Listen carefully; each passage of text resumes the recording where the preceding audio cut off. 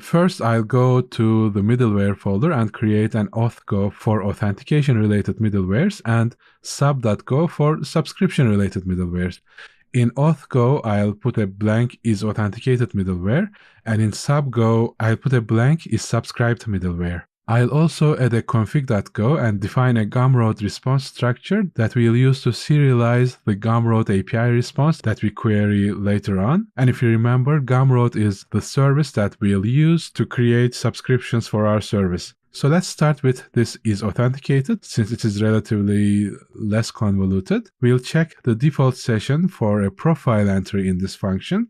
And if our session does not have a profile entry in it, then we'll decide that the user is not logged in, and we'll redirect the user to the login page. Otherwise, we'll allow the request to proceed with context.next, and that's all there is to it actually. And for the is subscribed middleware, we are going to interact with the Gumroad API, and for that we'll need our Gumroad product ID and a Gumroad access token to query things that are related to our product, and you can fetch them from your Gumroad products console. And again, we are going to provide them to our application as environment variables. So if any of these variables are not defined, we are going to log the failure and exit the application because we need them for our application to function basically. Then we'll check our session. If the user is not logged in, we cannot display the subscription form because we don't know who the user is.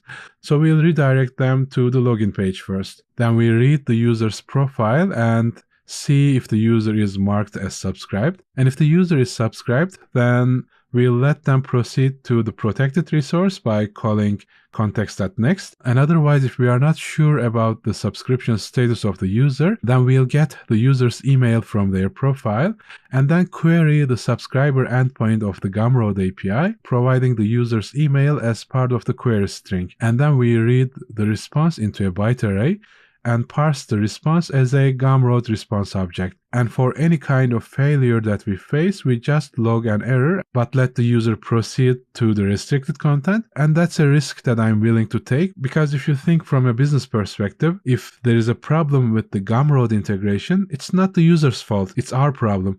And we cannot punish the user by not showing them the content just because our integration is a little funky. So I'll err on the side of being permissive and let the user in if there's a problem with our integration layer. Next, we check the subscriber count, and if the user is subscribed, we should get a non-zero number, typically 1 because it's a single user that's subscribed to a single service. And if we get 0 as the subscriber count, then we can be certain that the user is not subscribed to our product, and we can then redirect the user to the subscription page. Otherwise, we save the user's subscription status to the session so that we don't have to query it again.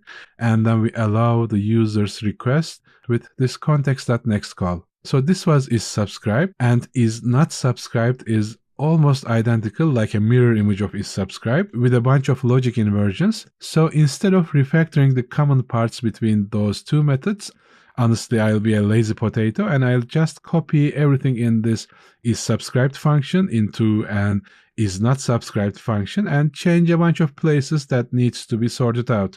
Here, if the user is subscribed, we'll redirect them to the default page because we don't want to display a subscription form to an already subscribed user. And if the user has more than 0 subscribers, we again redirect them to the default page, but we also want to update the user's session as well. And if the user is not subscribed, we allow the user to pass through to the subscription form with context.next.